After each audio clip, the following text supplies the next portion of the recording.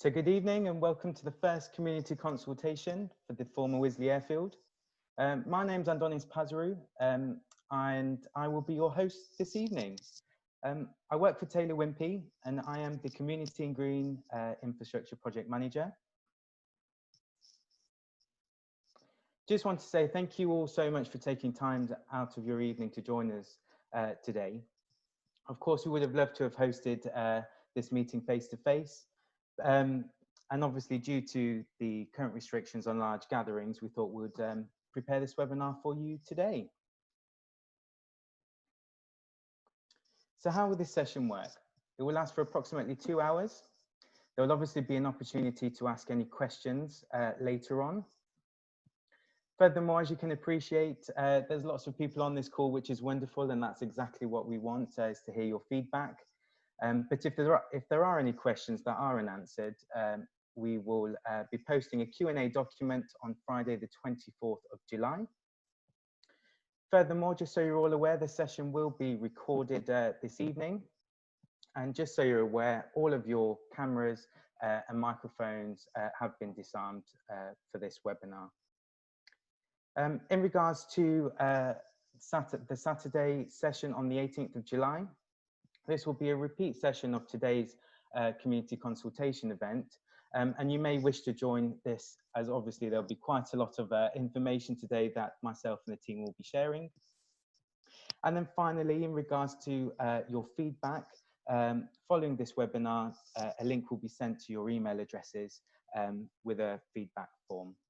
So as I mentioned, if there are any questions and queries you would like to ask, please do submit those by clicking on the Q&A icon, which has been circled on this screen, and our comms company will be collating those questions. So in regards to this discussion topics for this evening, shortly you'll hear an introduction from my colleague Lee Davis. The design team will then take you through site considerations. Obviously, there's lots of things to consider before we enter the master planning options part of this community consultation. And just before we head to the Q&A part, we're just going to run through kind of the next steps. Because quite rightly, there may be some questions that you would like to ask, and obviously we'll try our best to answer those. And then finally, we'll just summarize with sort of the next steps. And thank you all for being here today. So in regards to an introduction, please may I hand across to my colleague Lee.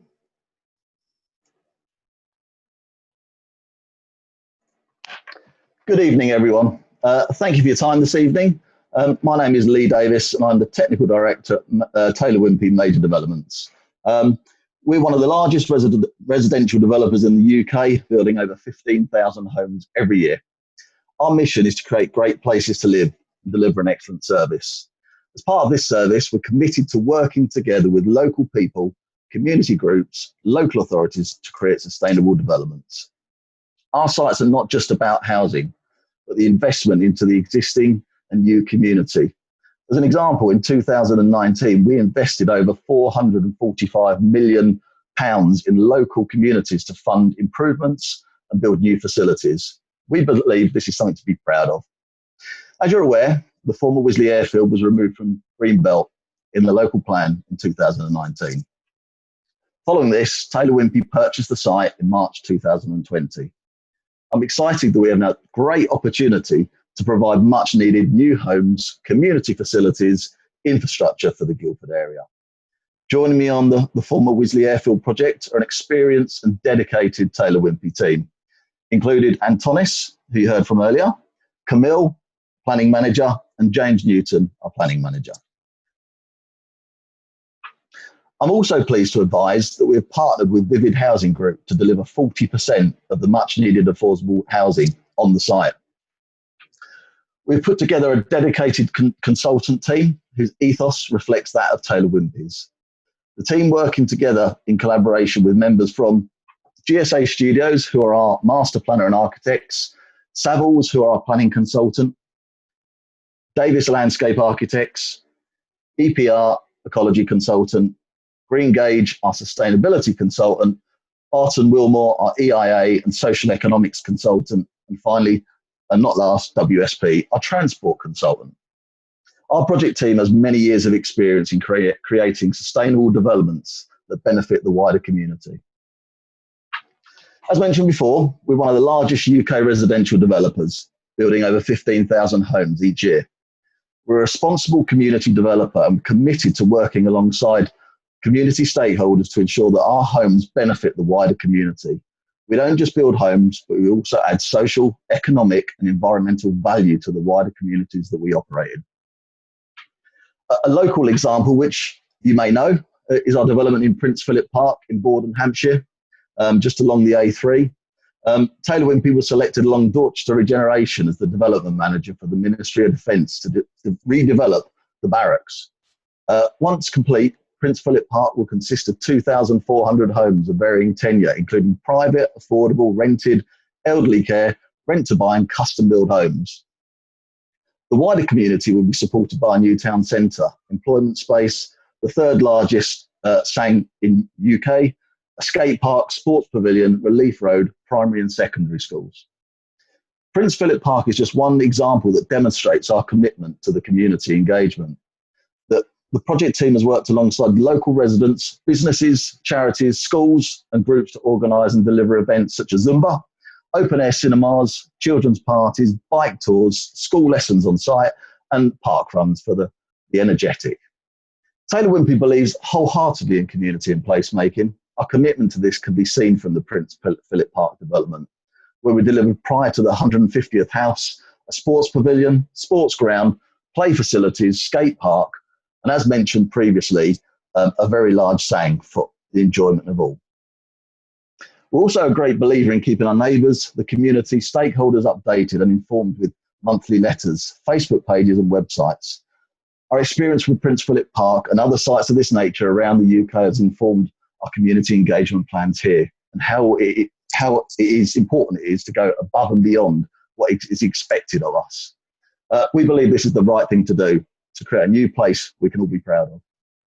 We've already sent out initial newsletters introducing ourselves to the local neighbours, and we've also set up a website, wisleyairfield.com, which is updated regularly. We're committed and excited to developing a new community within the borough where possible, and we're committed to and excited developing a new community. And when possible, and when the current COVID situation allows, we're looking forward to future events to discuss our plans further. I'll now hand you over to our project manager, Antonis.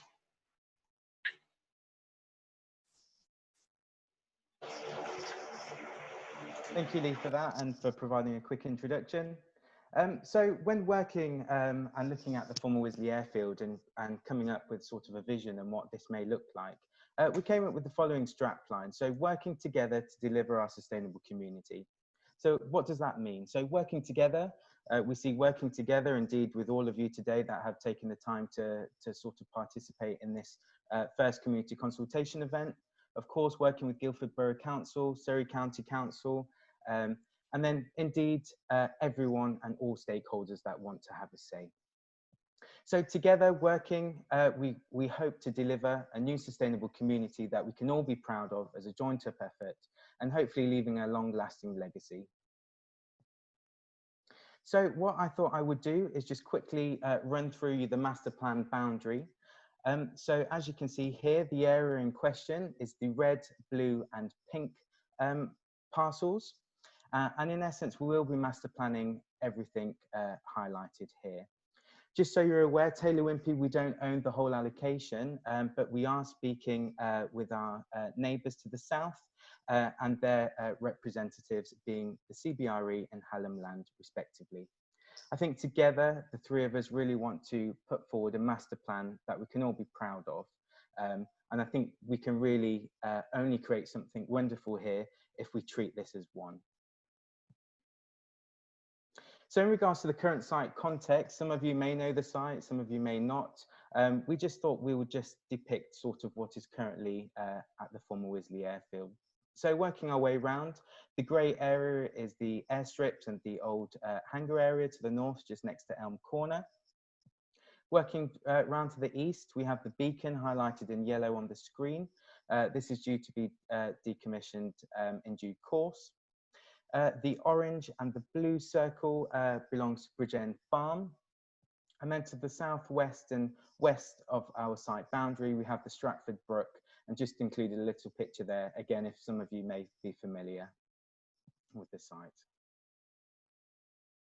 So now you've had a quick introduction, you've sort of met the team.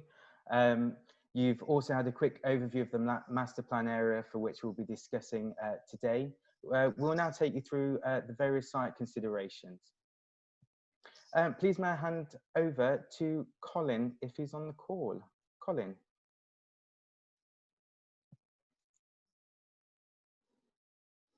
So I appreciate Colin had a few technical issues, so therefore I'm going to have to introduce you to Graham, if that's okay.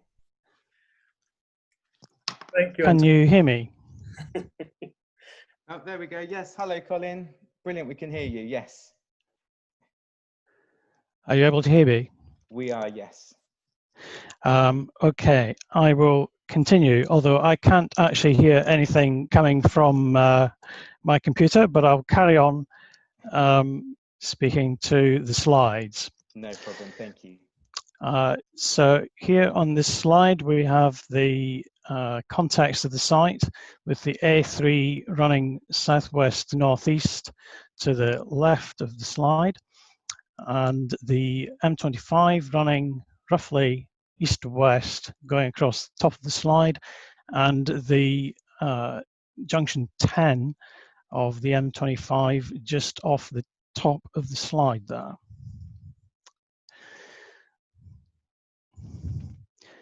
The local roads you can see here are named for you. So we have Wisley Lane North going to the north of the A3, Old Lane running north-south down the east side of the site, Ockham Lane running along the south side of the site, Ockham Road North along the west of the site, connecting with the Ockham Park interchange, which you can see leads off to the west towards Ripley.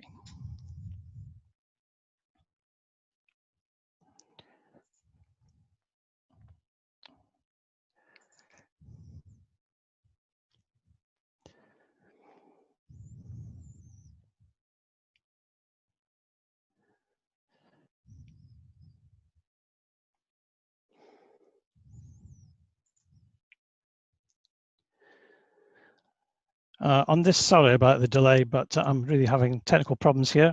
On this slide, you can see the DCO proposals for Junction 10, which include the Wisley Lane diversion, which is marked in orange on the left-hand side of the slide there. The Wisley Lane diversion provides an alternative route for Wisley Lane, which is closed as part of the DCO works. The public examination of the DCO scheme has been held and closed formally last weekend. The independent examining authority will consider its recommendations now on whether the Secretary of State should permit the work. As part of the DCO scheme is to close the existing access to Wisley Lane from the northbound A3. This access will be replaced by the Wisley Lane diversion. The Wisley Lane diversion will run northeast from Ockham Park interchange, run south of the A3 and partly through the Wisley Airfield site. It then turns north to cross the A3 on a new bridge that will accommodate traffic, pedestrians and cyclists. The existing footbridge will no longer be required and will be removed. The Wisley Lane diversion is to be constructed early in the DCO works if they're consented, opening late 2021 or early 2022. And the rest of the DCO scheme is expected to be open in 2023.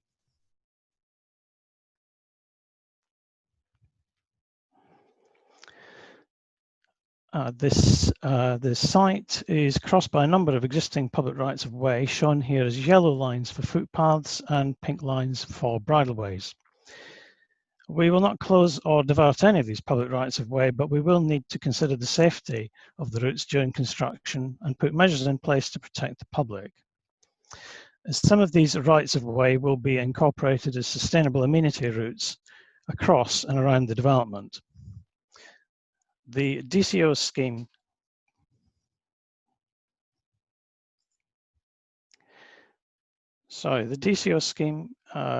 will have to close and divert some footpaths at the west end of the site, and will also create cycleways and footways, notably Ockham Park Interchange and on the north side of the A3. I'll now hand over to Graham Kime, who's going to talk about site considerations from his perspective as our master planning architect. Thank you, Colin. I hope people can hear me. I know we're having some sound problems. My name's Graham Kime. I'm a director at Garden Stewart Architects, and I specialise in master planning new sustainable communities. So Colin has explained the connectivity of the site, how the network of footpaths connect to the wider community and the existing homes and settlements that exist around the site. And these are shown in this image, homes in the black and the settlements roughly in the grey. And these are another consideration that we have in mind when designing the master plan.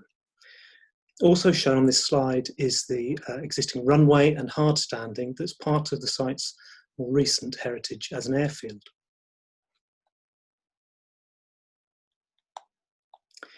There are also a significant number of listed buildings in the area, particularly along Ockham Lane. And some of the listed buildings immediately to the south of the site include Bridgend Farm, which is shown in the bottom right-hand photograph, Upton Farmhouse, and Yarn, which is in the other photograph. These are all adjacent to the southern part of the site and are listed Grade 2.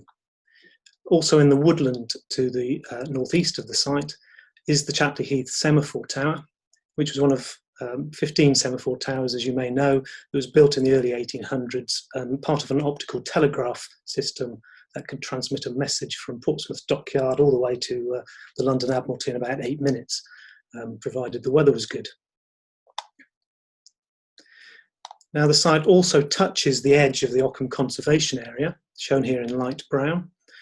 And of course, the west of the site, over the A3, we have RHS Wisley, which is a registered park and garden. So there are a number of heritage considerations that will all require a very sensitive approach in terms of the master plan.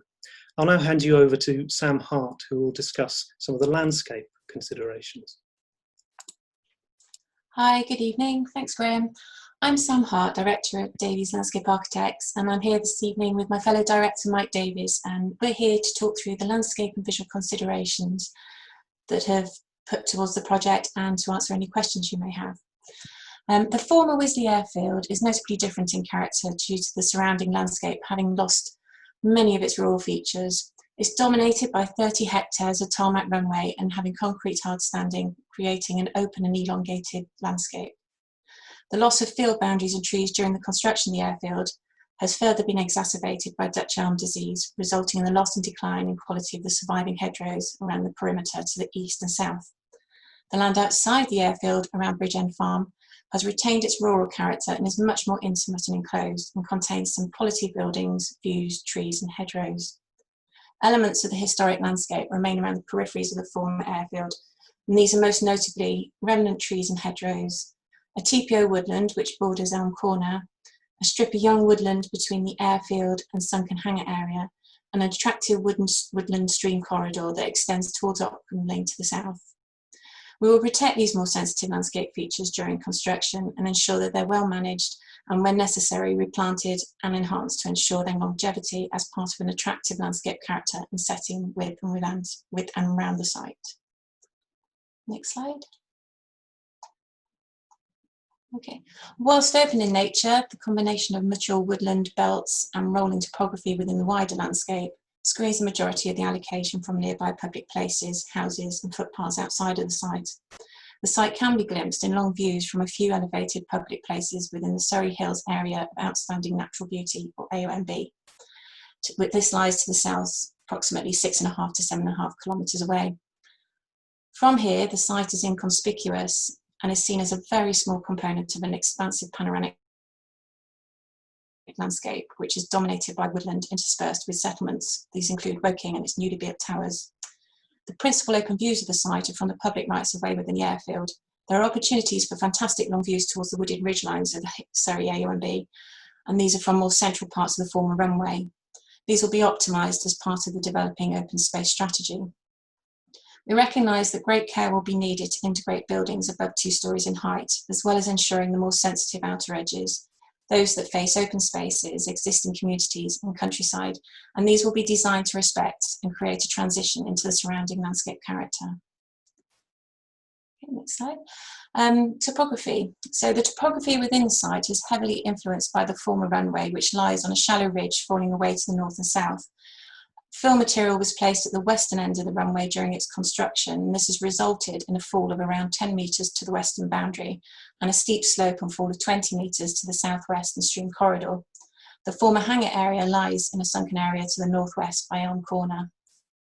Small wooded hillocks around the allocation site create an undulating topography that helps to contain it from views from the wider landscape. I'll now hand you over to Jodie to discuss ecology. Hi everybody, my name is Jodie Southgate and I'm a senior ecologist at EPR, which is an ecological consultancy, and our job is to advise on all things in relation to biodiversity and wildlife for the scheme. So one of the biggest master planning considerations that we have in relation to ecology is actually off-site in the form of the Thames Basin Heaths SPA. And as you can see on the slide, the closest part of the SPA is at Ockham Common, which is just to the north of the airfield. And the Thames Basin Heaths is protected for its populations of 3 birds, the nightjar, the woodlark and the dark-wood warbler. And these birds nest on the ground, which makes them quite vulnerable to disturbance from things like dogs off the lead. And as a result, there is a policy in place which prevents certain types of development within 400 metres of the SPA boundary.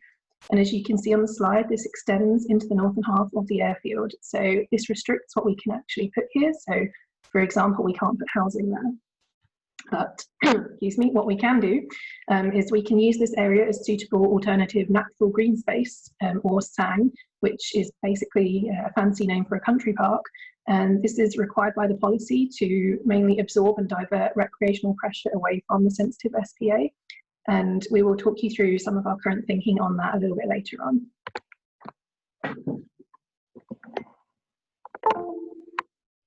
Okay, moving a little bit closer to the site, we do also need to consider some areas of ancient woodland which are adjacent to the northern boundary. You can see those on the slide there, and we don't own this land, but we will be making sure that we protect those woodlands with buffer zones where no construction can take place.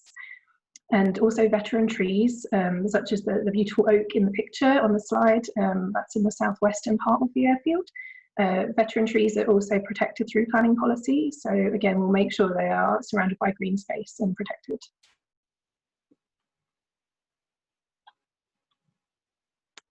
Okay, so moving on to the actual airfield site itself, we've carried out a wide range of ecological surveys over the past 5 or 6 years or so, just so that we know exactly what is there in terms of wildlife and how things use the habitats on site. And I think a key thing to highlight at this point is that the vast majority of the site is made up of hard standing tarmac and intensive arable crops that are sprayed, and they're really of quite limited value for biodiversity at the moment. So there's massive opportunity here to create a space that's a lot more wildlife friendly. This being said, part of the site is designated as a site of nature conservation importance, or an SNCI. And as you can see on the slide, this is mostly along the northern boundary of the site and at the western end. And there are also a few other SNCIs just off-site to the north, beyond our boundary, but they all form part of the same ecological network. And the Wisley Airfield SNCI contains mainly woodland, scrub and grassland habitats, and it also supports several protected species, and I'll come on to those on the next slide. But we will conserve the plants and the wildlife populations that are associated with the SNCI, and that would be either as part of the existing area or within that wider green space for the site. And also we would actively manage those habitats in a way that would benefit wildlife in the long term. Okay, last one from me. I just wanted to highlight some of the protected species that we've recorded at Wisley Airfield. So again, these are mainly associated with those habitats in the SNCI area. And these include great crested newts, which breed in ponds just off-site, and they use some of the habitats on-site for shelter when they're not in their ponds.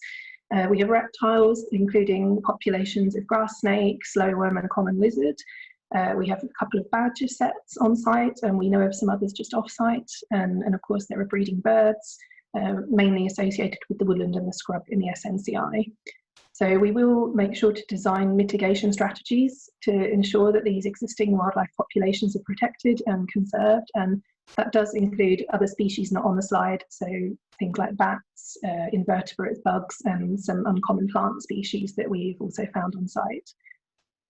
And lastly, in the long term, that massive area of green space, the SANG in that 400-metre buffer zone that I showed you a bit earlier, that really offers an amazing opportunity to create new areas of habitat for these species so they can spread further out into the landscape, hopefully also attract new species in, such as pollinating insects.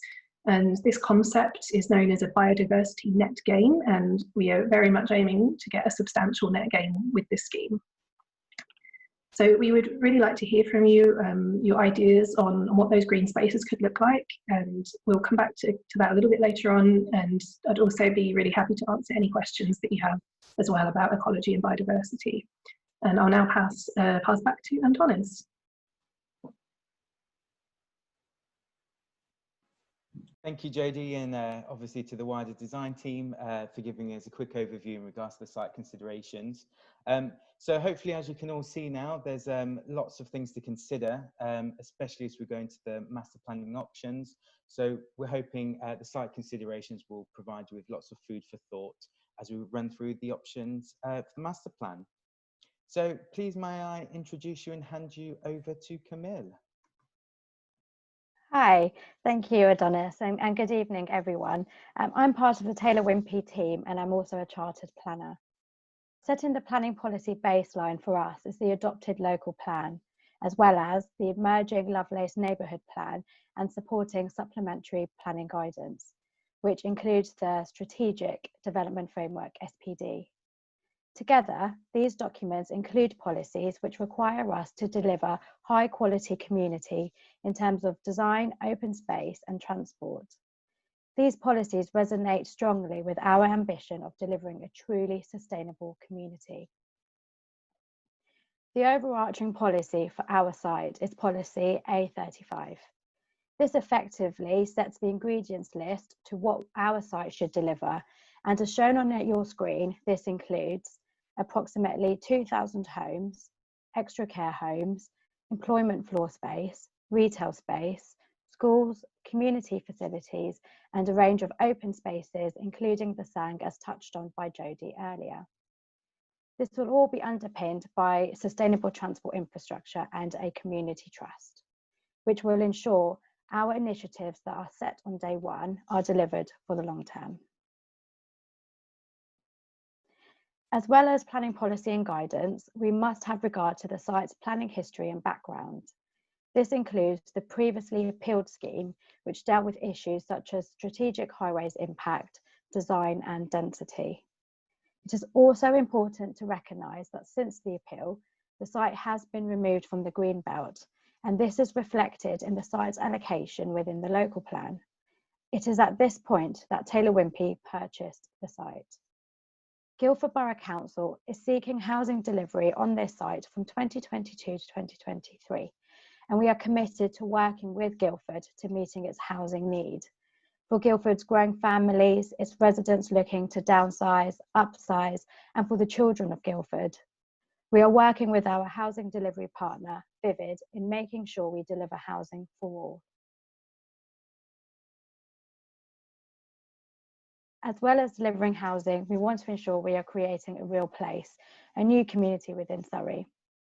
To do this, we will focus on placemaking and sustainability initiatives, which will be tied into our community trust. We will hear more about this later from Mark, our stewardship specialist.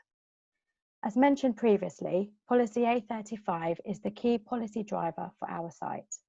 The requirements, ingredients within this policy have been demonstrated through a concept framework master plan developed by Guildford Borough Council, as shown on your screen. This is due to be an adopted document soon. Therefore, we are using this as a guide to broadly understand what could be built where on the basis of the Policy A35 requirements. For the purpose of this consultation, we have adopted the same developable area for our homes, shown in our forthcoming master planning option slides as 3 separate housing areas. This is shown as a yellow on your screen. Of course, we'll be happy to receive feedback on the 3-form approach, and Graham will shortly touch base on some of the other options for the housing areas. And on this note, I'll now pass over to Graham, who will discuss the master plan principles in more detail. Thank you, Camille. As Camille has just reminded us, there was a previous master plan for this site and an unsuccessful planning appeal. This was before Taylor Wimpey purchased the site. So we're now making a fresh start. We're coming to you earlier in the process to understand what your thoughts and ideas might be for this incredible opportunity, and to see how we might be able to incorporate those into the master plan. But there are lessons to be learned from the appeal scheme, and we've listened to the comments and suggestions that were made at the time, and we have some very strategic thoughts to share with you. But remember, nothing is fixed, so you do have any thoughts, then please let us know. We won't actually be showing you a master plan today because we want you to help us to develop that master plan. There will be further opportunities for you to comment as the proposals come forward. During the appeal, there were a number of concerns expressed, including about the overall shape of the development that was proposed, the density, and the heights of some of the buildings. So we'd like to share some thoughts about how we might address some of those.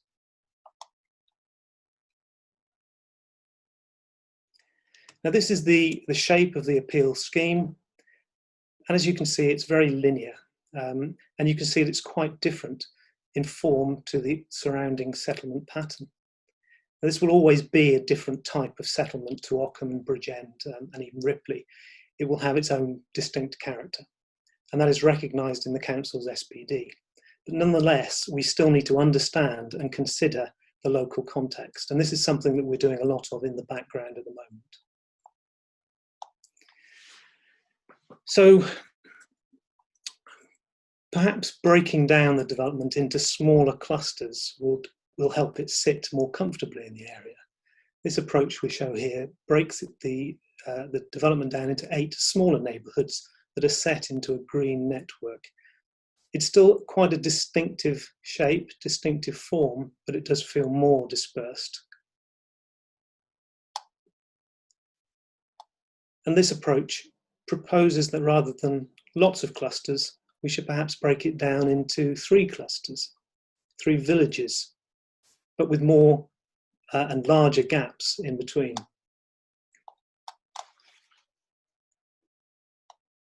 So this slide shows us those 2 alternative approaches. Both of these approaches would have the same amount of open space, but it's distributed in different ways and results in a different feel for the development. The first interweaves the green space amongst the residential parcels, and these green links will be about 20 to 30 metres wide and form an interconnected linear park. It would feel like 8 interconnected villages or neighbourhoods. The second approach proposes 2 wide green corridors to separate the development into 3 villages. And these green swathes would be sufficiently wide, say 80 to 100 metres wide, to create a proper visual separation with views through from one side to the other, so that when you move through the site, you feel you've left one village and entered into another. And this will allow the 3 villages to have their own separate identity. Now, as Camille said, this is the approach that the council have favoured in their SPD, but it's not fixed, so we need to know, what do you think? Because it's the SPD approach, we'll use this as the base condition for some of the slides that we're going to show you now. Now, density was one of the other issues that was criticised in the previous scheme. Density is the measure of the number of homes in a certain area. And it's usually measured in dwellings per hectare or dwellings per acre. So Generally, you'll have a mix of homes in an area, but in a lower density area, you might have more detached or semi-detached homes with more space in between them, and in a higher density area, more terraced homes and apartments. And it's important to stress that density isn't necessarily the same as height or massing. You can have quite high density with 2 or 3 story buildings and vice versa. Now, first of all, because our master plan covers a larger area than the previous appeal scheme, the density we will need in order to provide the same number of homes will be lower. 40 to 45 dwellings per hectare rather than 55 dwellings per hectare in the previous scheme. And 40 to 45 dwellings per hectare is consistent with the council's expectations to demonstrate efficient use of land. But there are different ways to organise the density on the site, which I'll show you in these next series of diagrams. And these affect how it might feel as a place, or how it might feel as you look into the development. This first diagram, consistent colour throughout, this means that the density is the same consistent density across the whole site. Now this means that you have a broad range of homes, small, large, detached, terraced, and apartments that are distributed evenly across every area of the site. That means there's no areas of extremes, no significantly high density areas, and equally no significantly lower density areas. So the density and the character of the place doesn't significantly change as you move through it.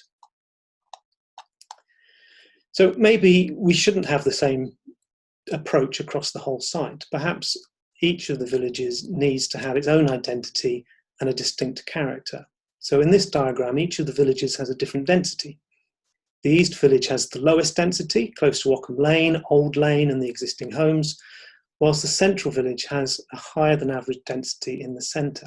In effect, we would be taking some of the density out of the East Village and making more concentrated area in the heart of the Central Village, perhaps around a neighbourhood centre as suggested in the SPD. If we take this a step further, we can introduce a variety of densities across the site that respond to the specific locations and help to create a variety of characters. So the edges close to the existing settlements and the green spaces would be the lowest densities, with mainly 2-storey detached houses, say.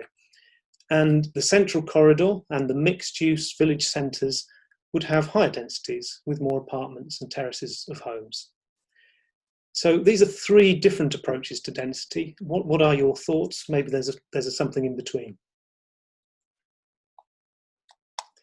Now, as I said previously, density is different to scale. They're related, but not the same. So high density doesn't necessarily mean high rise.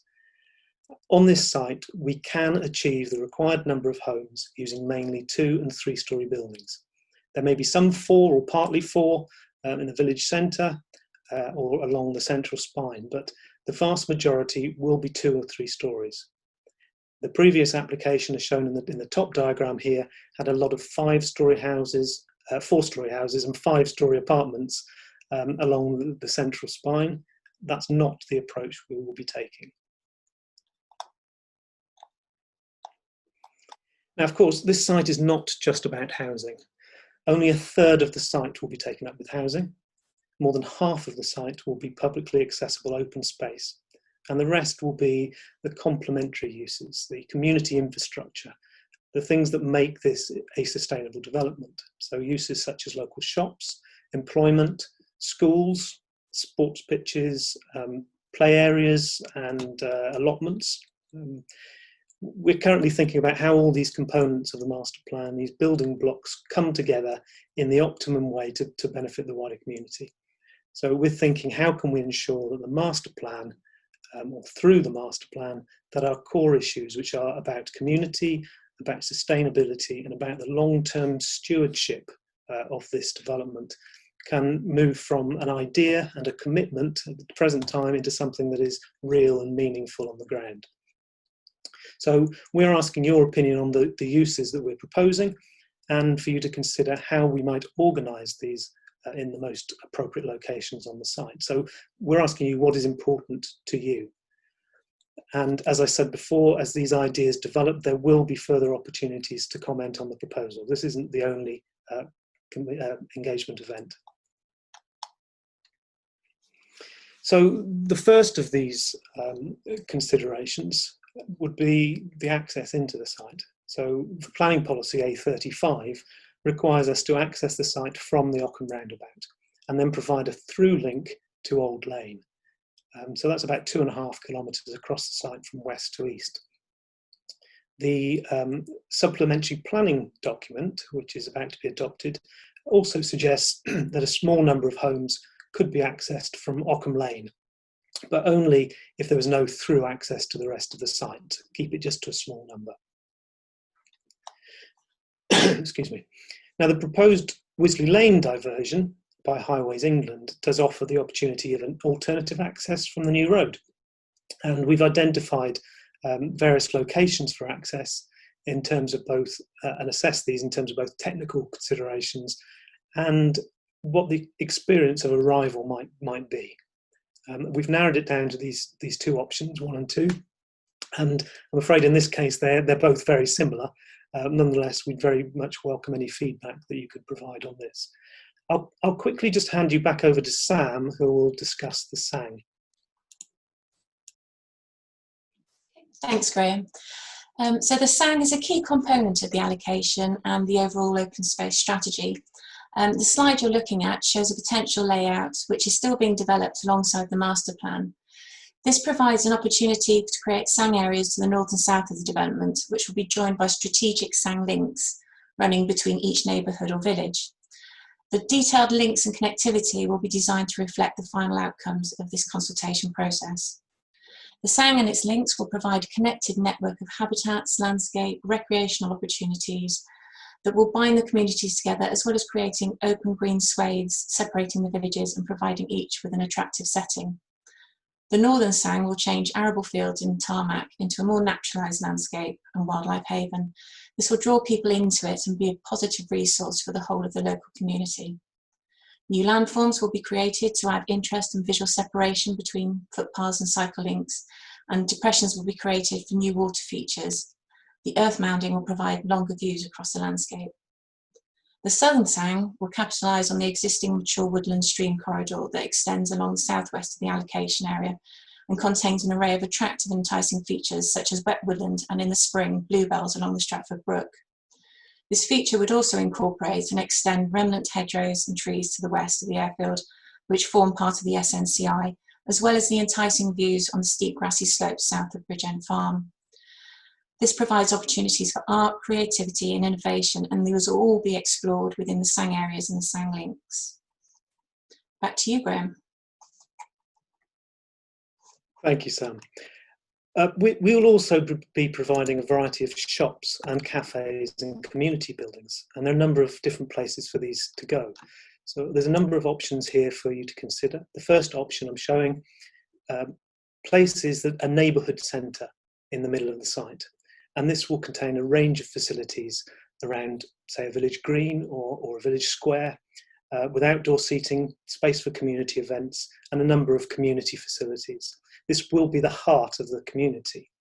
And village greens, as you probably know, feature throughout Surrey. With this approach, we would also aim to provide a local shop in the east and the west villages to help define the community focus in those areas.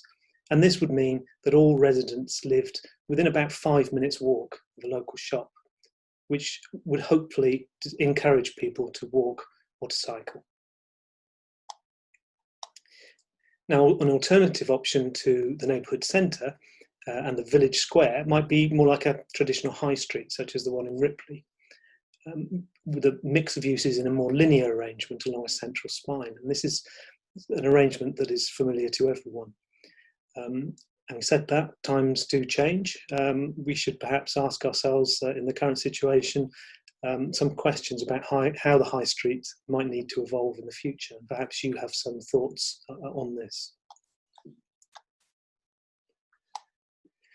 The final option locates a neighbourhood centre further east with an open outlook across the green spaces of the SANG. And perhaps this is something that appeals to you, would attract residents to come here, spend time drinking coffee, looking out across the landscape. Certainly something appealing about this, but even with a local centre in the East Village, some homes would still be around 10 minutes walk. And would that mean that they might not want to walk or cycle? So what are your views on that?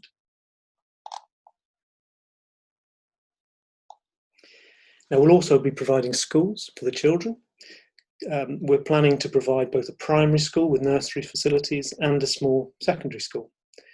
This is subject to local education authority needs, and we'll be working closely with the LEA to ensure that what we provide is what is required.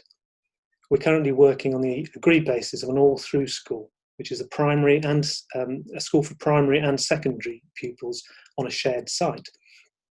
So this option shows the school in the centre of the site, where it can combine with a neighbourhood centre to provide a strong community heart.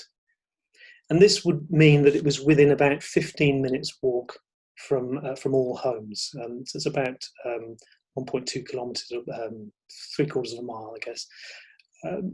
And that's the ideal walking catchment or maximum catchment for a primary school.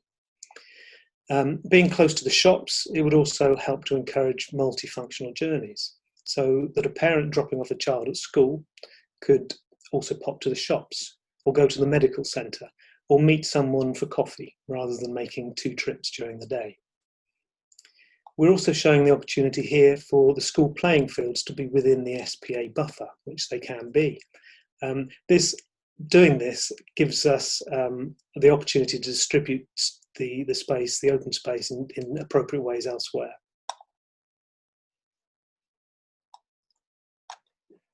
Now, an alternative approach would be to locate schools in either the east or the west village, where it would engage with a local centre and a village green again, and provide a community focus and a community function at that point. But again, it would increase walking distances for some pupils. And in this option, we've shown it backing onto the East Village, backing onto Ockham Lane. And this would help to form a green buffer, pushing the houses back from the existing houses and the road. But you may feel that a school is too noisy for being close to existing residents, and this isn't at all appropriate, so let us know, please. Or alternatively, we could locate the school in the West Village so that it overlooks the First Green Link, facing the neighbourhood centre perhaps, and with the sports fields again forming a transition with the Sound. And this could be a stunning location for a school with opportunities for outdoor learning within the Sound. However, again, this would increase the walking distances for pupils in the east of the site, so it may work against our objectives for sustainable transport. So again, we'd welcome your thoughts. We will also be providing local employment opportunities. The local plan asks for about 4,300 square metres, which is about 46,000 square feet of employment space. This is split into 2 different categories.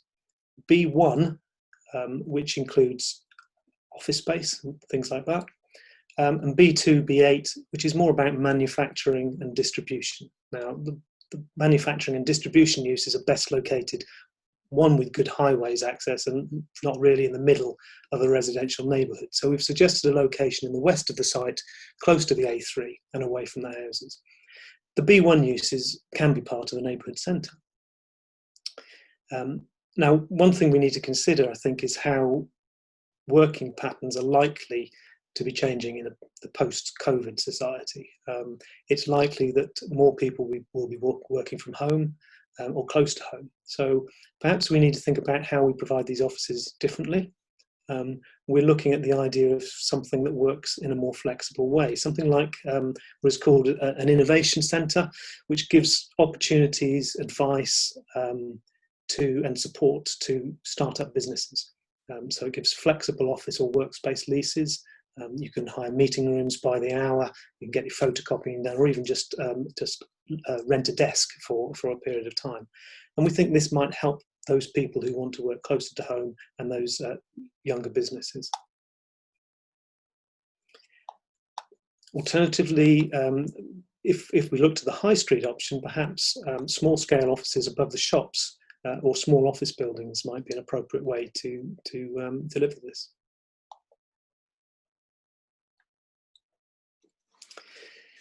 These slides are about the sports facilities. We'll be providing up to 8 hectares, so it's about 20 acres of formal sports provision.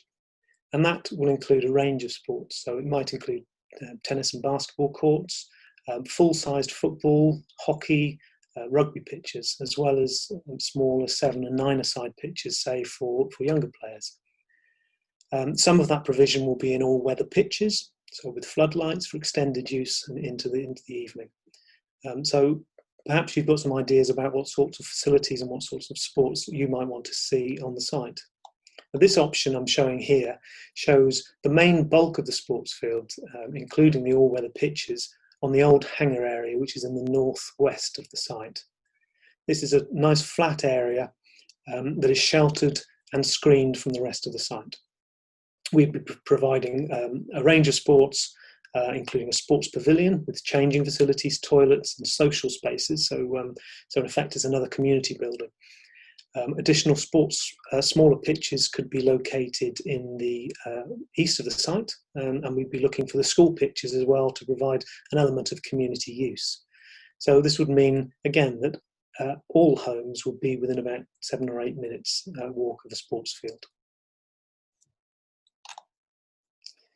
Now, this option integrates the sports fields more closely with the houses so that they're even more accessible and right on the doorstep. So is that a preferable solution? Does that help to encourage more healthier and more active lifestyle?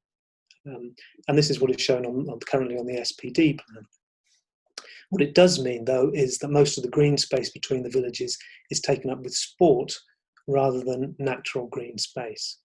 It also means that the floodlit sports pitches could be in close proximity to the home. So there's a trade-off that we need to consider in terms of the master plan. Option 3, this takes it one step further by locating the sports fields right in the centre of the development, so that the focus of the community is a large open space. So think of villages like Shalford or Wonersh, where the cricket pitch sits as the centrepiece of the village. Again, let us know what your thoughts are on this. I'm now going to pass over to Sam, who will tell us a bit more about the landscape infrastructure. So the green infrastructure will form an important resource to both the local communities and neighbouring settlements. The Sound links provide an ideal opportunity and location between the villages to accommodate a wide range of open space opportunities such as amenity grassland, parks, recreation areas and more naturalised areas for informal recreation. These green spaces will be linked through the villages and provide pocket parks, landscape corridors and placemaking. Next slide. Formal and informal play opportunities will be provided in and around the villages and Sound links and will provide facilities for the full range of age groups within the recommended catchment and safe walking distances. These will be safe areas for children, primarily based on naturalised play, and will benefit from natural surveillance from footpaths and dwellings. Okay, next. The ability to grow food is an important element of the community sustainability and will be delivered as part of the open space strategy. Larger allotment areas can be accommodated in a variety of locations bordering the Sound and Sound links and will be contained by hedgerows and managed by the community. Other opportunities for edible landscapes will be explored to provide a wide range of possibilities to bring food production to people's doorsteps. These could include raised beds within pocket parks and squares, foraging routes within Sounds and Sound links, community orchards, edible walls where food can be produced on vertical surfaces within the urban settings, roof gardens and educational facilities linked with a school. Any thoughts and ideas on these would be greatly received. I'll now pass you back to Graham. Thank you. My final slide for a moment is about gypsies and travellers. As part of the allocation, we'll be providing 8 gypsy travellers pitches on one site across the development to create a diverse and an inclusive community. And these need to be well integrated into the master plan and close to the facilities. So we've identified 6 potential locations where these 8 sites could be. And we will be appraising them in terms of their suitability. Again, we need your views on this. In terms of our initial assessment, option A and B are very easily accessible. These are the ones in the west of the site, accessible from the A3, areas of flat land here, that would be appropriate. They will need some protection from the noise, and option A perhaps is the most remote from the local facilities. Option C is right in the centre of the site. This is the most integrated of all the options, but it places a low density development in an area that could perhaps support more homes. Option D, E and F are accessed from Ockham Lane, Old Lane, and place a low density use in areas that are suitable for low density, but these areas are close to the existing residents and local traffic. So again, this is about understanding and incorporating your views and your opinions. So let us know your thoughts on these issues. So finally, I'll pass over to Colin, who'll tell us more about the sustainable transport options. Hello again. I'm hoping that you can hear me this time, and unless I hear otherwise, I shall get going on the sustainability and transport slides. Thank you, Graham, for handing over, and the vision that we have for the site, as we've heard from other contributors, is to give priority to sustainable modes of transport. We'll form a sustainable transport corridor through the site so that buses and cyclists are given direct priority routes to all the development parcels. You can see that corridor marked in green dots through the middle of this slide. The sustainable transport corridor will include high standard bus shelters with seating, secured and covered cycle parking, and will serve the on-site community facilities and local centres. We would like to know if you agree with the priority we are giving to sustainable transport.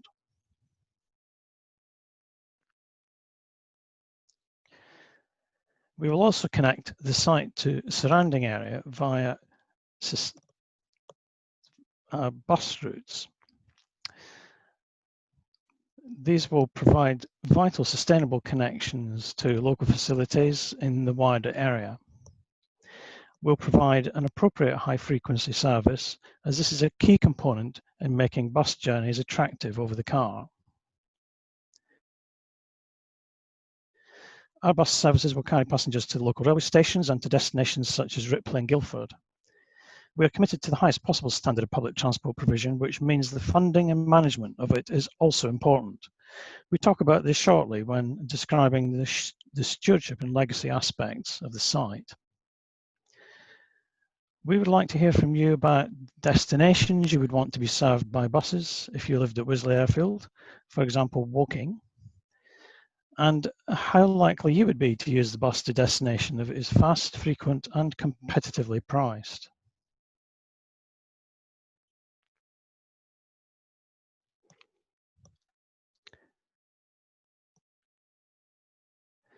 So looking at the amenity routes around the site, we'll be providing a number of amenity routes which are designed to be traffic-free cycle and pedestrian links. These will preserve and build on some of the existing public rights of way that cross the site. They will also feed into the routes provided in the SANG areas, proposed north and south of the residential areas.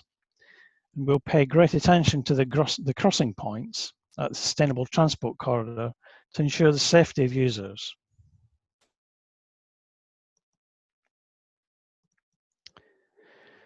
So whilst travel by the private car will remain important for many people, there is a huge opportunity here to mobilise the changes already happening in the ways people are travelling, for example, electric cars, and to build on the likely post-COVID changes in people's attitudes to the need to travel, for example, through home working.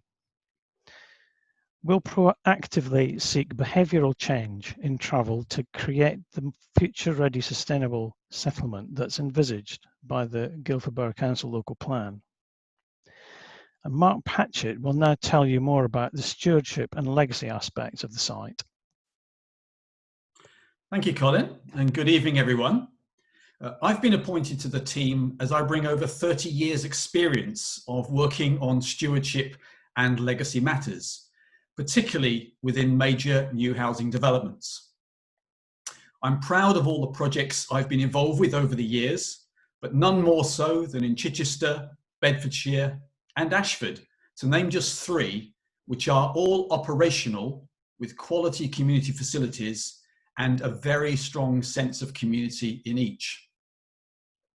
Now, Wisley Taylor Wimpey will ensure that all the facilities that we've been describing so far, the SANG, the green and blue open spaces, children's play areas, sports pitches, and community buildings are all well maintained to complement the already high standards set by RHS Wisley across the A3. And this will not just be in the short term or during the build out period, but in the long term, in perpetuity. To do so, we'll be creating a new stewardship and legacy organisation. It will be a charitable trust whose principal role will be to bring together residents with other relevant stakeholders to oversee and deliver the Wisley Stewardship Strategy.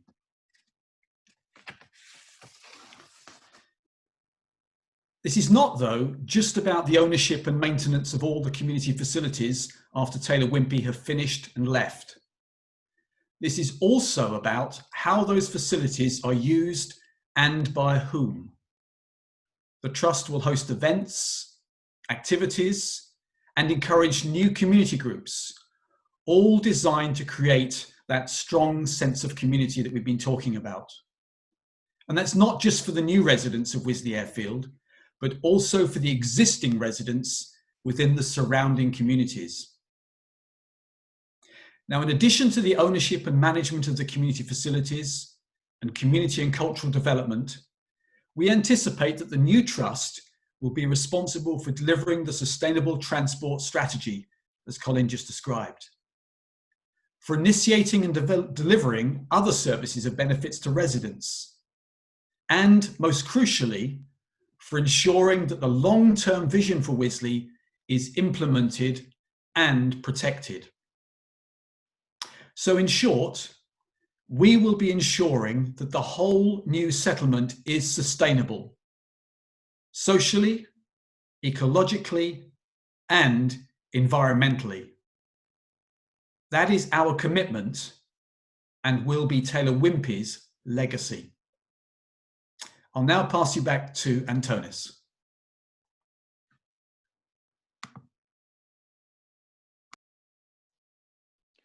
Thank you, Mark, and to the rest of the team for taking us through those master planning options.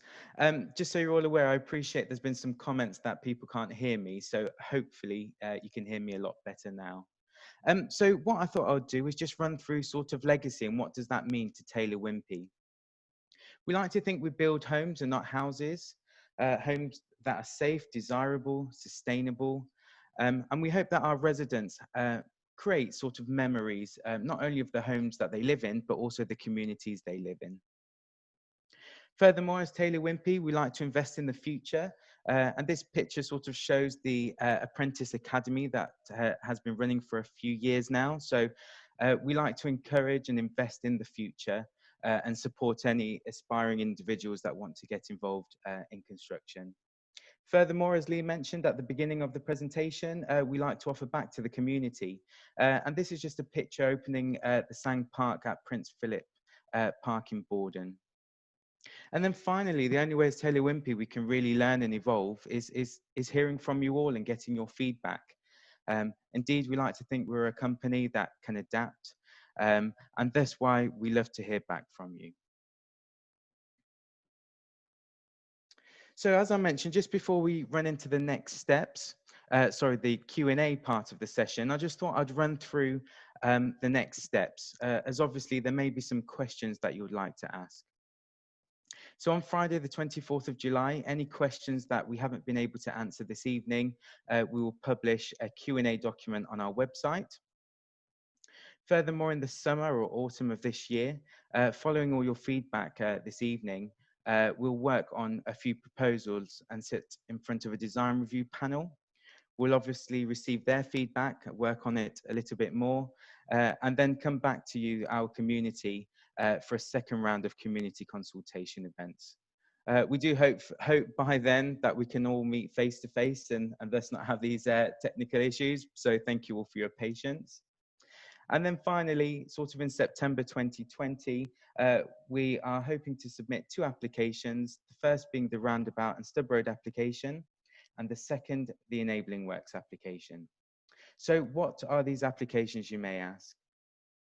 So the stub road and roundabout application, as Colin touched upon and Graham sort of showed you where the new Wisley Lane diversion road proposals are, we have been working alongside Highways England and reviewing their build programme.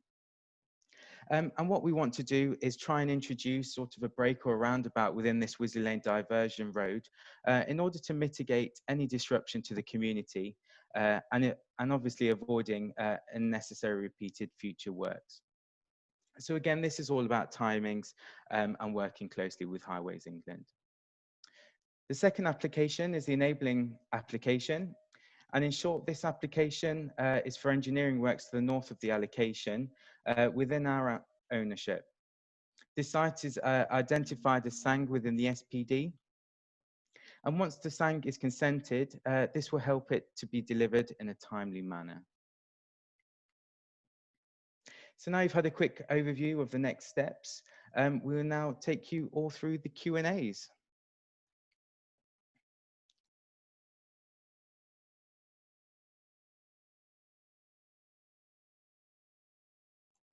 All right, team, please may I have the first question?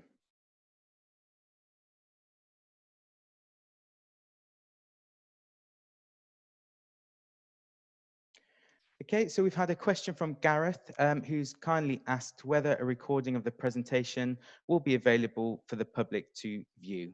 I can answer that one, absolutely. We are recording this session and the one on Saturday, and the aspirations are to obviously publish this on our website. So just for avoidance of doubt, our website is www.wisleyairfield.com.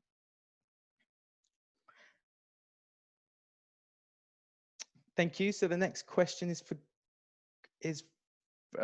from Leslie, I believe. Yes. So Leslie has asked for more information on traveller sites and how many would there be? Graham, is it okay if I kindly ask you to answer this question? So the question was, can we have some more information on traveller sites and how many will there be? Yes, thank you, Antonis. For those of you who missed the beginning, my name's Graham Kime. I'm Director of Gardner Stewart Architects. It's an interesting question. Guildford Borough Council, like all local authorities, have a responsibility to provide sites for gypsies and travellers. One of the ways they do this is to ask developers of large strategic sites to include them within their development plans. So at Wisley, we need to provide 8 pitches. So we need a single site that's capable of providing 8 pitches. And a pitch includes space for a trailer, some vehicles and connections to utilities, water, electricity, sewerage, etc. So we're looking for the most suitable location where we can put that, taking into account the needs of the gypsies and travellers, and what it does, it helps us to make a more diverse community. But other than that, we're still exploring what that might mean in terms of the size and how it might affect the rest of the development. So we'd appreciate your views. We've put up a number of options there, six sites we've looked at, mainly in terms of how they're accessed and what the implications might be. So if you've got some views on those, I think that would help us, and then we can have further discussions as we move through the consultation process. Hope that answers that for the moment. Thank you, Graham. No, that's wonderful. Thank you for that. The next question is, how much of the housing will be affordable housing? Will it remain affordable in perpetuity? Probably Camille, may I kindly pass that question across to you? Yes, hello, hi. Yeah, no, really good question. So 40% of the housing will be affordable in line with Guildford's policy. and of this, Guildford have a preference for affordable rent. So as Lee said at the beginning, we are working very closely with Vivid, our delivery housing partner, and we're working with them to make sure that we are meeting the demands of Guildford's residents, to make sure that it's held in perpetuity. And on that point, we're held by planning policy and also government to make sure affordable housing remains affordable for the whole future. So hopefully that's given you comfort there. Thank you. Thanks, Camille. That's wonderful. Please may I have the next question, if that's okay?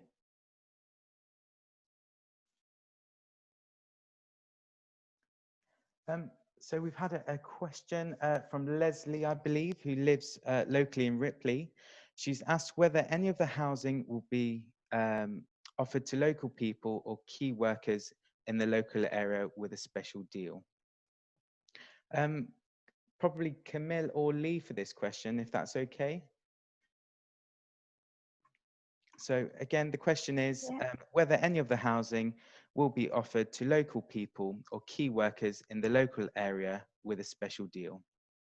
Yeah, so I don't know if you're aware, Leslie, but Taylor Wimpey, through this whole pandemic, has given a 5% discount to NHS workers and key workers. So that's a really good point, and that's something we can take back with us. Obviously, we can't confirm that today, but that's a really good point you raised there. We'll take that back with us. And I think James, could I just interject? Whilst we can't confirm for the future, we do have other sites within the Guildford area that under construction and for sale at the moment that obviously can take a benefit of that key worker discount. So whilst we can't confirm it in terms of this site, there is sites available at this moment. Thank you, team, for that. It's got the whole Taylor Wimpey team on that question, so thank you. So the next question that we have, when will building work start, and when do you anticipate development finishing? Lee, would you like to answer that question? So when will building work start, and when do you anticipate development work finishing?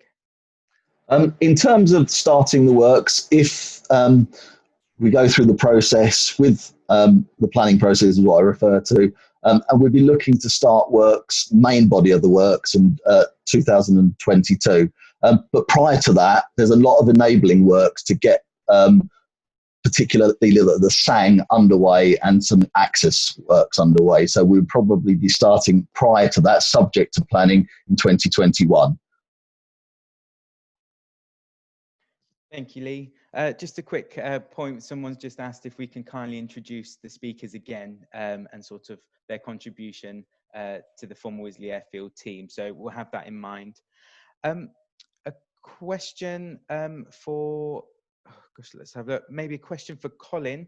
Someone has asked about the impact on local roads and how will traffic be affected in Ripley, Ockham and Horsley. So Colin, I'm not too sure if you can hear the question.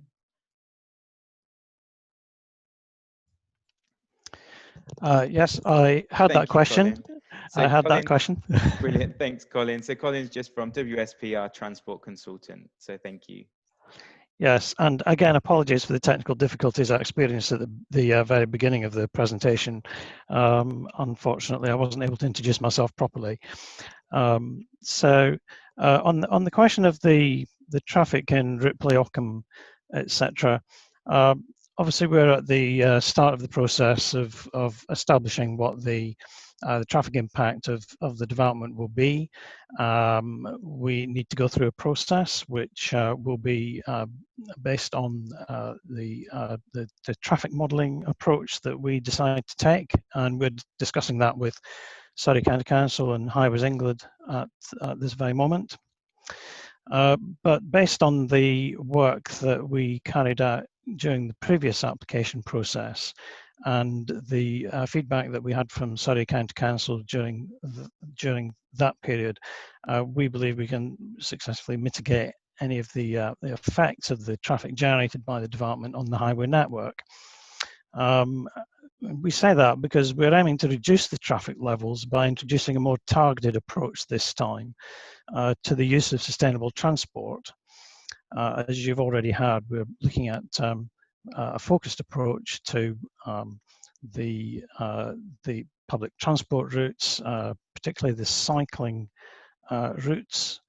And what we also want to try and do is introduce a behavioural change programme, which will be based on travel demand management that we've undertaken on other sites elsewhere, very successfully, including on Taylor Wimpey sites elsewhere in the south of England.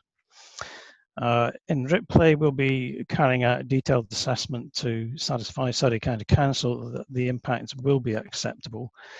Various mitigation solutions are available, and we'll be looking to see, for example, if the burnt common slips still have the ability to provide a degree of relief, but taking care to make sure that doesn't create problems on other local roads or on the strategic road network on the A3 particularly. So I hope that answers the question sufficiently well, bearing in mind the stage we're at in the overall process at the moment.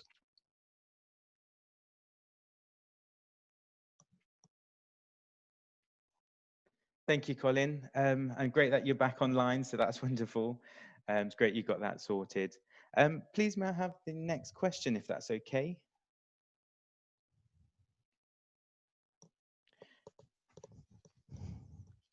So we've had a few questions in regards to the medical facilities and the impact on local facilities.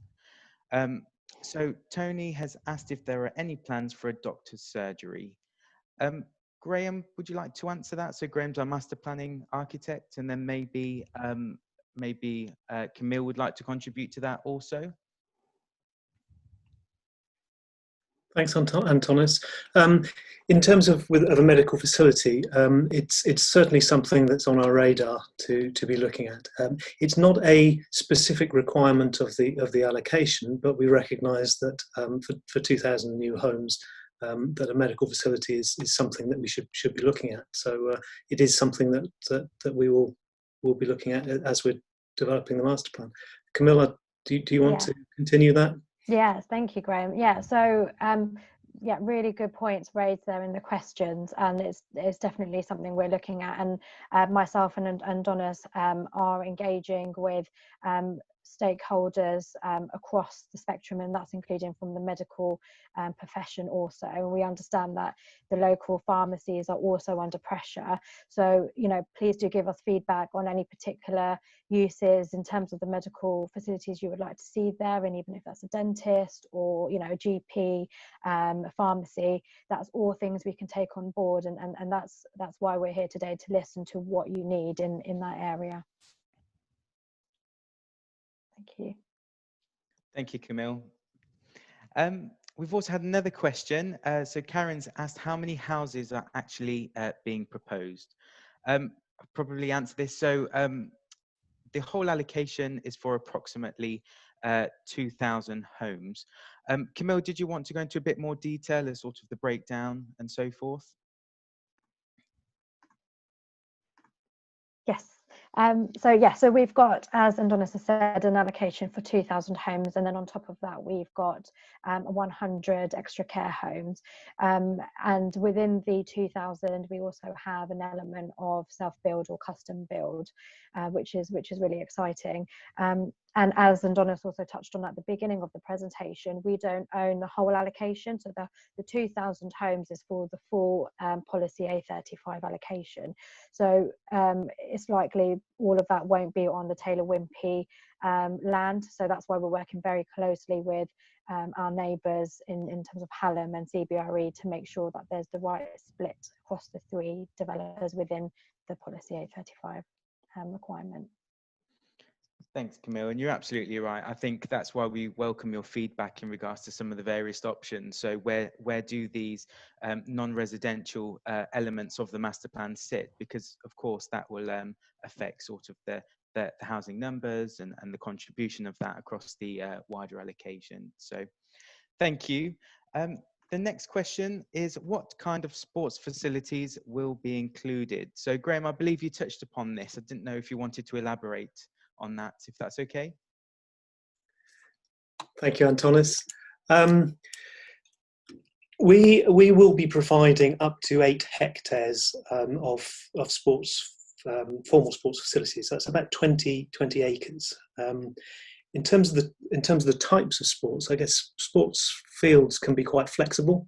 So a football pitch or a field hockey pitch or a rugby pitch are all similar sizes, so they can be marked out in different ways. As long as we provide the right size and shape of fields, they are very flexible in terms of how they might be marked out, maybe different according to which season. I'm imagining that there will be a demand for tennis courts as well, and we'd be looking to provide a large all-weather pitch, which again can be marked out for a whole range of different sports and can be used in various weather conditions and various times of the day if it's floodlit. So the answer is a variety. We'd also be providing a sports pavilion with changing rooms, toilets and community rooms as well. But if there's something that you particularly like to see here, we could look at how that could be provided. So I don't know if you want to play shinty or polo or baseball, cricket, I suppose. I know there's already a cricket pitch in Ockham and Ripley, but let us know your ideas and we'll see how that might be accommodated on the plans. Now there are also the idea of putting some smaller pitches in there, maybe in one of the greenways for younger players to play on smaller pitches as well. Hope that answers.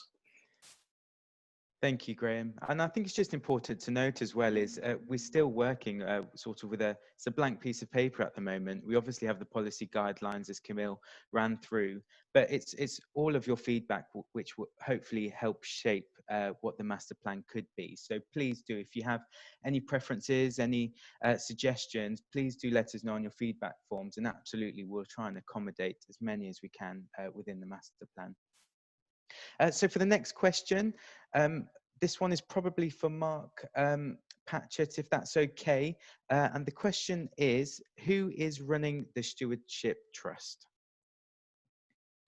Okay, well, the responsibility for the Stewardship Trust will rest with Taylor Wimpey, but they will need to work with all range of stakeholders, including local residents, both existing and new, and hopefully other specialist organisations, possibly those involved with ecology or sports interests or others. So essentially, the principle of it will be, say, a stakeholder trust that a whole range of people come forward with and carry forward, but it will be Taylor Wimpey's responsibility to set it up and to form it as part of the planning approval process if that gets to go ahead.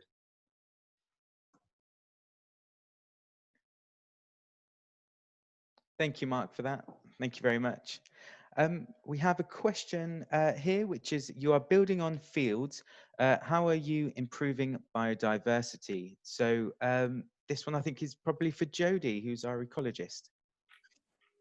Yeah, that's fine. I can answer that. Sorry about my picture. No, thank you, Jodie. It's fine at the beginning. No, it's a bit like painting with colours, I think, at the moment. So. Well, I think the lights moved since the start, so I look a bit weird. But yeah, that's fine. I can answer that. So yeah, it's a good one really, because it's kind of counterintuitive, but the fields at the moment are quite poor for most wildlife because they're mainly kind of arable monoculture crops, just wheat or just maize, barley, that kind of thing, and they're sprayed and it's ploughed right up to the edges. So as ecologists, we go there and we kind of go, oh no, it's it's a bit barren. And that's not to say there's nothing there, but there's so much that we could improve by bringing more diversity into the habitats there. More wildflowers, and when you have more wildflowers, you can get more insects, you can bring in more birds and all the bats and the things that eat the insects. So I think, yeah, when you kind of look at it a bit deeper, there's a massive opportunity to really improve the diversity of habitats and the connectivity of habitats in that landscape. Hope that answers that. Thank you, Jody. Hi, Anthony. Sorry, I'd just like to reinforce it. Absolutely. Thanks, Mike. Another part of that is the long-term management of not only the new landscape and biodiversity features we're putting down, but also the management of the existing remnant woodland, remnant hedgerows, which a lot of those are in poor condition. And with a long-term management plan, we can increase the biodiversity value of those. It's a really good point. Thanks, Mike. Thank you, team. The next question is, Julie asks, are you open to extending dedicated bike lanes to the nearby villages to connect communities and add greener living in a wider basis? Colin, would you like to touch on that, sort of our transport consultant, if that's okay?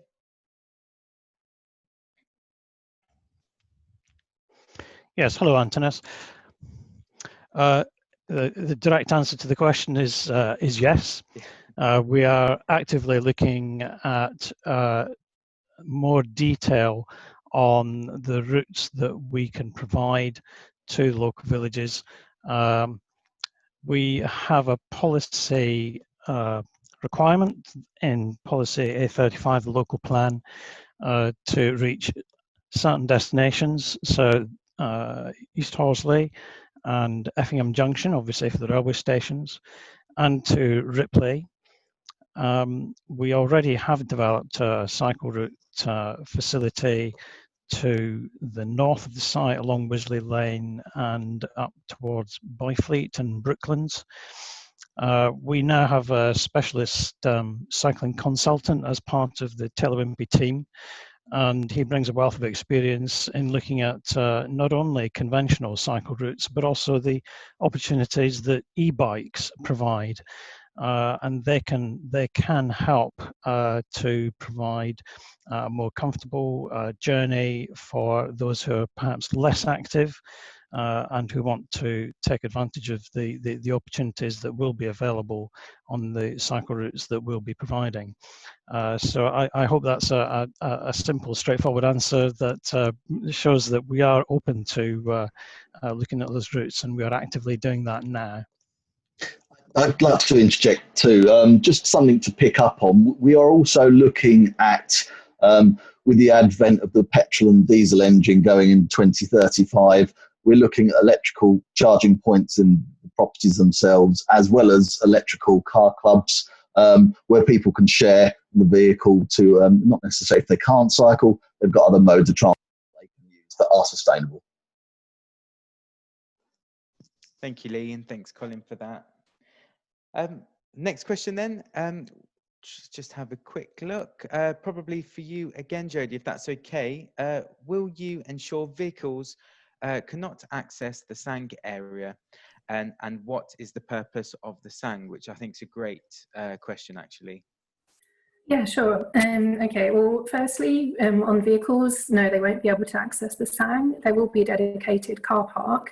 But one of the main requirements of a Sang is that it's safe and that you can let dogs off the lead safely as well without worrying about them running into the road or anywhere near any cars. So there would be sort of dog-proof fencing as such around all kind of access areas like the car park, so it wouldn't be possible to drive in there with a vehicle. And also in some other Sangs, you know, if needed, we can install special gates and things to stop like motocross type vehicles coming in, because that does happen in some areas, so that would go in as part of the design.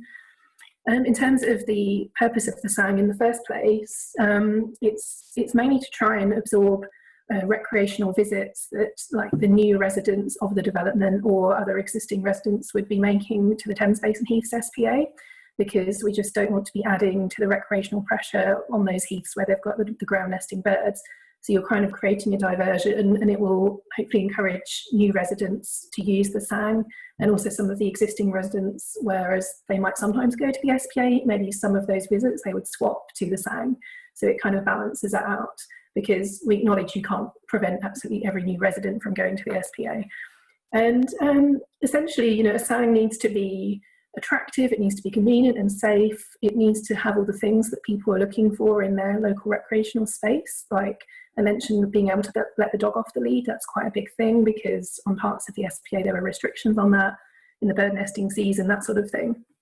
we'll be probably doing, well, we have existing survey work from visitors to the SPA on what they like about it, and we'll try and sort of recreate some of those features as much as we can.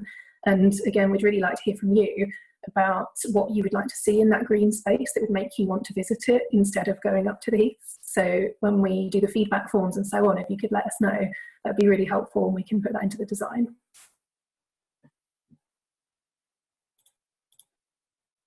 Is that okay, Antonis? No, that's wonderful. Thank you, Jodie.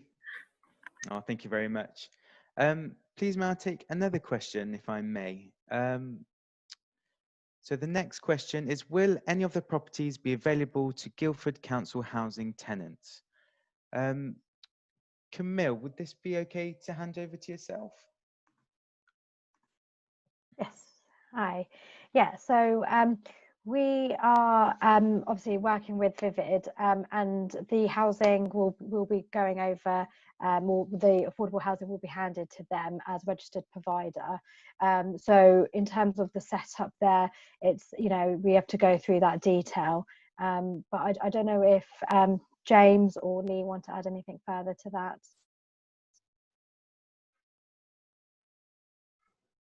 It's just worth sort of saying that the local authority work with the registered provider with a list of you know, appropriate candidates for the affordable housing. So that'll all be come out in the wash, you know, once the build's going on and affordable housing is allocated.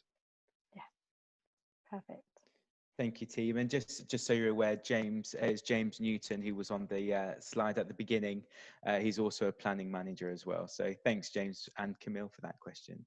Thanks. Or that answer, sorry.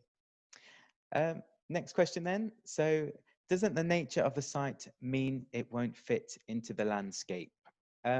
Mike or Sam, please may I kindly ask you to answer that question. So does the nature of the site mean it won't fit into the landscape?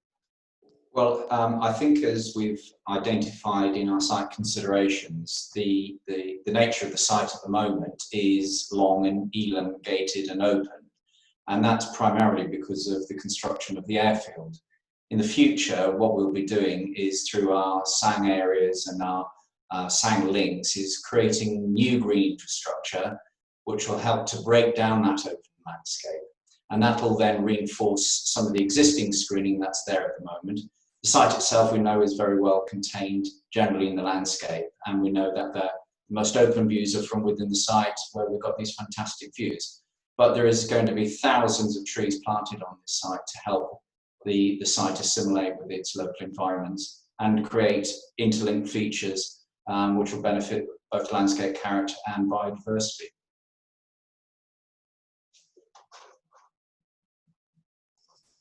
Thank you, Mike. Right, take another question, if that's okay. Are you going to dig up and remove all the concrete in the runway? If not, how will the SANG connect different areas? So I think this is probably a joint up response. So Lee, would you like to just mention our intentions in regards to the runway? And then maybe for Jodie to discuss about how this will connect to the SANG? Yeah, sure. In terms of the material for the runway, first of all, one of our proposals is to effectively use as much of it as we can, effectively recycling the material, keeping it on site. That way we form effectively, we don't impose any traffic journeys with regards to lorries taking what is effectively 2.2 kilometres of concrete, which is a very large lump of concrete, off of site and putting pressure onto the network. So our proposal there, keep it all on site, reuse it in a sustainable fashion.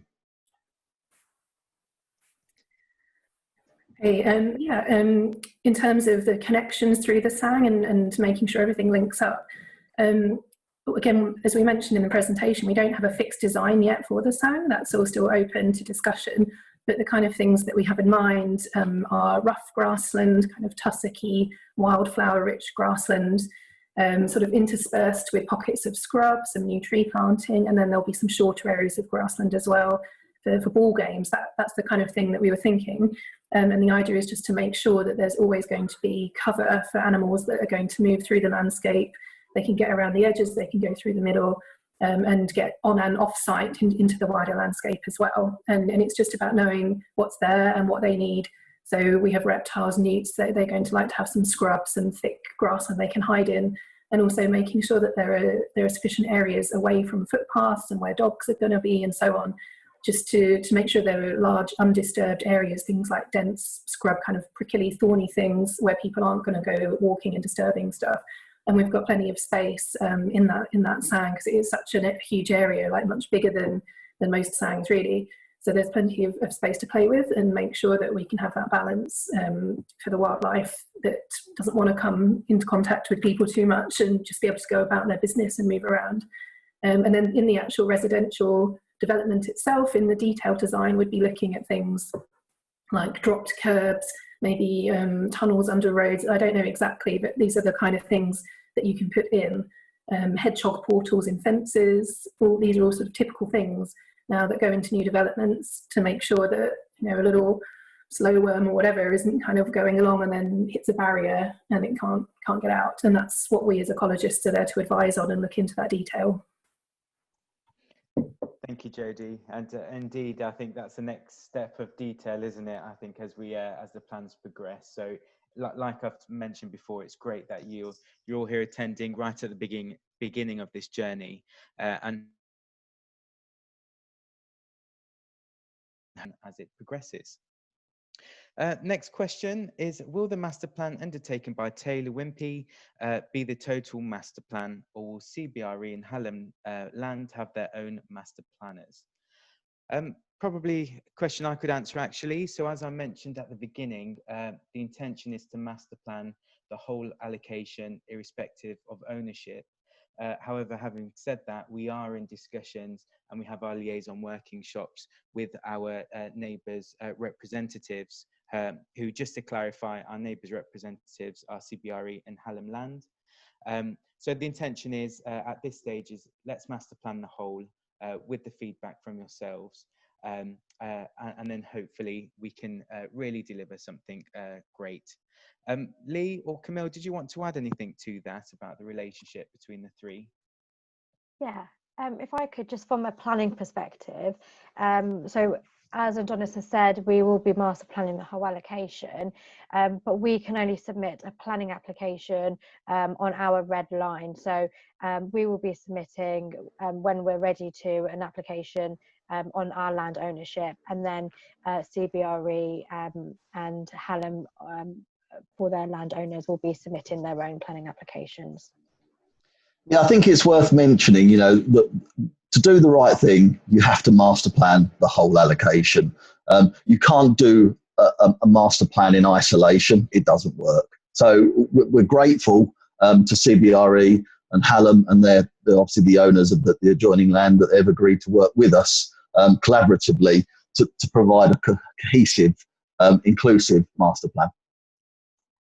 No, absolutely. Yeah. No, thank you, Camille and Lee, for that. The next question is, how is the maintenance of all facilities and grounds to be paid for? Will houses have a service charge, or will it fall to the council? This one is probably a question for you, Mark, if I may, in regards to stewardship, if that's okay. Yes, certainly. Thanks, Antonis. Thanks, Mark. Yeah, well, part of my role will be to work out the business plan for the stewardship strategy, and the business plan needs to start with basically what will be the roles and responsibilities. We've already outlined some of those in principle, which obviously, as we've said, is the maintenance of the public open spaces, the SANG, those facilities and so on, and obviously all the community development stuff that goes with it. At this stage, what I can say is there'll be a range of funding options that we'll be looking at, but likely to include, yes, a contribution from residents, but clearly that needs to be affordable, and so we need to model that out and see what that looks like. Other contributions are likely to come through from some form of asset endowment that's been used elsewhere as a model, where the developer may make a contribution to some assets and revenue stream comes from that, and also may well be startup funds and some early support from Taylor Wimpey as well as part of that process. So there are a series of options open here, and we'll be exploring those further as part of the business planning process. At this stage, we're still at the concept stage, but certainly all those things will be explored further as we get into the detail. I think it's also worth mentioning that there'll be opportunities for your local council to adopt certain facilities, roads, etc., so that will be taken care of by your local council. Yes, thanks, Lee. Absolutely, yeah. Thank you, team, for that. Right, the next question, David asks, will the planned schools services have sufficient capacity, bearing in mind that currently all these community provisions are oversubscribed in the local area? Graham, is that okay if you touch upon education and our intention, if that's okay?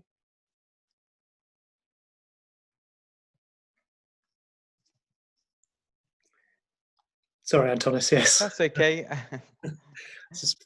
I think the answer is that we're working closely with the local education authority to assess what their needs are or will be at the time that we're building these. So at the moment, Guildford Borough Council, the site allocation that they've made requires us to provide a 2-form entry primary school and a 4-form entry secondary school. So that means that each class, each year group would have for the primary school 2 forms of entry, so about 60 pupils, and for the secondary school it would have 4 forms of entry, so about 120 pupils.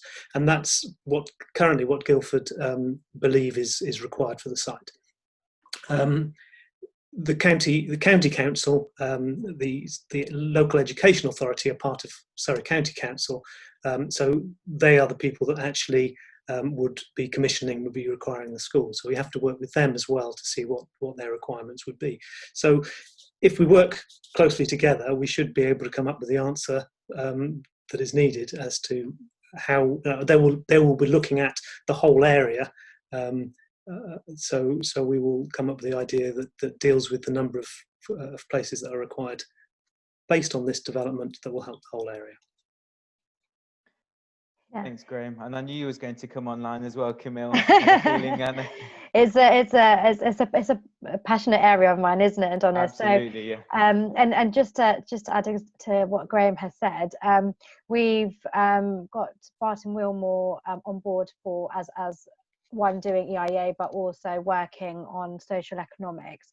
And part of their role is to help us really understand what the supply and demand is, and also forecast that. So, you know, we're really providing something which is future-proof. So when residents do start to move in that community is starting to build, there's the right education facilities there for them when they need it. And that also includes nursery provision, so early years provision right up to A level. So no, we're looking into it, and we want to make sure we're providing the right thing.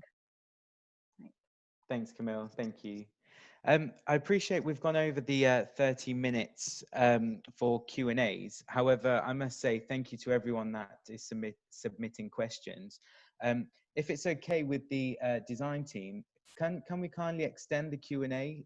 Just mindful of time, but happy to take another 5 minutes of questions if that's okay. I think if people that's a good idea. Yeah, if people have taken the time to, that'll be wonderful. Thank you. Thanks, Lee. May I have the next question, please? Okay, so residents would like to know how the roundabout at Ockham will be expected to cope. Colin, probably a question for you, although I appreciate we're still at the early stages at the moment, but I don't know if you wanted to add anything to that. Thank you, Antonis. Yes, the Ockham roundabout is something that we have looked at in the past as part of the previous application, and we were able to come up with a scheme that both Highways England and Surrey County Council were able to sanction that would have sufficient capacity to accommodate all the traffic in a safe manner. Since the previous application, I think you will all be aware that the scheme for the M25 Junction 10 improvements has come forward, and Highways England themselves have done quite a lot of work looking at that roundabout in terms of its signalisation, in terms of the pedestrian and cycle facilities that they're aiming to improve there. And also, of course, their proposed access for the Wisley Lane diversion, is a very similar scheme to the one we were proposing previously for the Wisley Airfield access road. So the DCO examination has satisfied the inspectors there that as they've presented a scheme that works, and I have no doubts that scheme will equally stand up to scrutiny when we're looking at it in our own transport assessment. So I'm confident that we can achieve that access. Thanks, Colin. Okay, next question, please, if I may.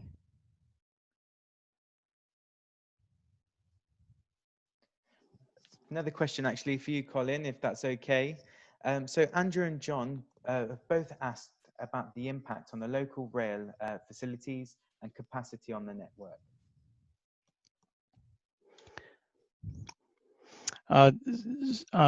Did you say that local rail facilities? That's right. Yes. Yeah, sorry. Yeah. Sorry, that's Colin. All right. So no problem. That's a question from Andrew and John. Both they've both asked, sorry, about the impact on local rail facilities and the capacity on the network. Well, as part of what we always do as a transport assessment, we always consult with the transport authorities. We consult with Surrey County Council and their transport team there, and they have a specific public transport officer there who will be dealing with to fully assess the impacts on the existing rail network. The services themselves, we are not aiming to change the existing levels of service at, say, for example, Effingham Junction.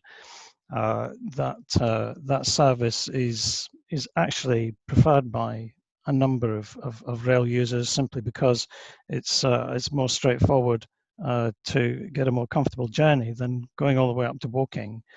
And probably having to stand all the way into London. So the Effingham Junction station is going to be a priority for us to make sure that people can get there by sustainable means, preferably using either the bus service that we're looking at or by cycling.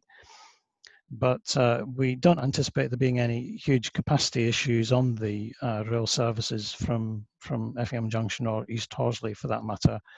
I think the service from Woking is already quite busy, as those rail users among you will already know.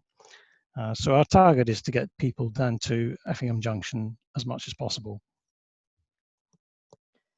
Thank you, Colin, for that. And the final question, actually, which is that probably for this evening, if that's okay, is from Chris and Joanne, who have asked about feedback and further consultation. So please provide the forward plan for responding to any unanswered questions, maintaining Q&A, future consultations plus feedback, and responding to feedback. So if that's okay, thank you to everyone that has submitted questions.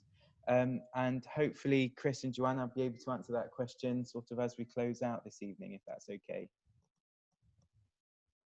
So you would have had the introduction and the understanding of the area in question. You would have had sort of the site considerations and what they look like. Pretty much food for thought as we entered the master planning options exercise. We've obviously had the Q&A part of the webinar this evening, and I must say thank you to everyone that has submitted questions. It's great. I appreciate there's a lot of unanswered questions, and sorry we couldn't answer them all. But please be rest assured, sort of in our next steps, Friday the 24th of July, if there are any questions, and indeed they are, that have been unanswered, we will be publishing a Q&A document on our website. Again, our website is www.wisleyairfield.com. We'll obviously have our design review panel following this community consultation. So all your feedback that you've kindly given us this evening will very much be introduced and will help shape how the master plan takes place. Once we have the design review panel, we'll then have the second round of consultations. So hopefully that will be autumn of this year, Chris and Joanne. So please do sign up to our website and hopefully you'll receive our regular newsletters as well.